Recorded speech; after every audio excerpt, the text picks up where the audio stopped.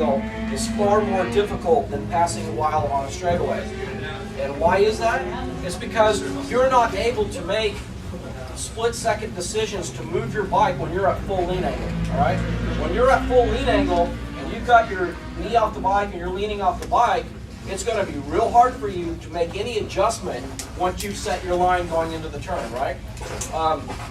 So when you're passing on the exit, remember that the margin for error is greatly increased when factoring in the lean angle of your bike and also having to anticipate what that rider in front of you is going to do. Always be ready to roll off the throttle or adjust your body position or weighting of your foot peg to accommodate those variables when you're passing, all right?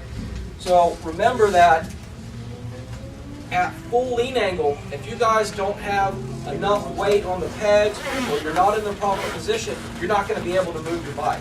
So if you get set up for a turn and somebody's trying to pass you, you got to remember that that person that you're trying to pass, he's not going to be able to adjust anything. So what we basically tell you to do in some of this content here is to actually study the guy first, okay? So if you're having a hard problem getting by somebody, and I've seen this happen, is you guys, you'll run up on the back of somebody, you'll be doing real good, and then you'll run up on the back of somebody, and then all of a sudden, you can't get past the guy. So for 2 laps, you'll be behind this guy. On the straightaway, he'll pull you on the straight, you guys will get right back up on him, and you can't get past him, right? So what we try to convey in this context here is study that guy, and don't actually run up on him. If you want to pass him on the exit of a turn, you've got to study him and understand what line he's going to take to do that turn. So what you want to do is allow him to start apexing in his turn, and then as he's exiting the turn, you get him pulling out of the turn. Okay? And that's basically what these pictures are illustrating. Chris put some pretty cool pictures in here. Now, the shot from this is the shot of the rider that's getting passed. So the picture is actually from somebody on a motorcycle passing this guy. So he's showing him, you're studying him on the inside, you're watching him on the apex, he gets through the turn, and you basically study him and accelerate at the exit of the turn where you're just getting past him. So this is some pretty good content, and I want to thank Chris for putting this together. So always remember, if you guys are having a hard time getting past somebody, study that guy for a lap or two. Find out where his weaknesses are, find out where he's entering the turns, watch his lines, watch how he apexes and exits the turn, and then allow yourself a little bit of a cushion so that when you roll up on him in the apex, as y'all are exiting the turn, you can actually outdrive him on the exit of the turn. All right? So, safest place is on the straightaway.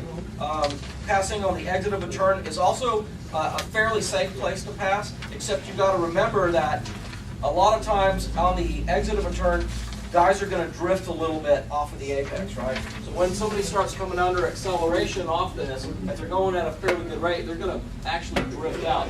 So if you're trying to pass them on the exit, you got to remember that. Maybe allow them to drift, and then on the exit, cut up underneath them and outfire them on the exit of the turn. So straightaways are safe, exit of the turns are fairly safe. On the next page here, outside of a turn is not a safe place to pass at all. Passing on the outside of the turn is passing on the inside is a little bit more difficult, but on the outside is extremely difficult. And the problem with passing on the outside of a turn, and I'm going to use this as reference because it just happened on the track. In turn 7, I was following Lori on her SV, and somebody came up, and as we were entering the turn, this person comes sweeping around the outside and decides they're going to pass both of us on the outside. And that's all fine and dandy, but where did it put him on the track?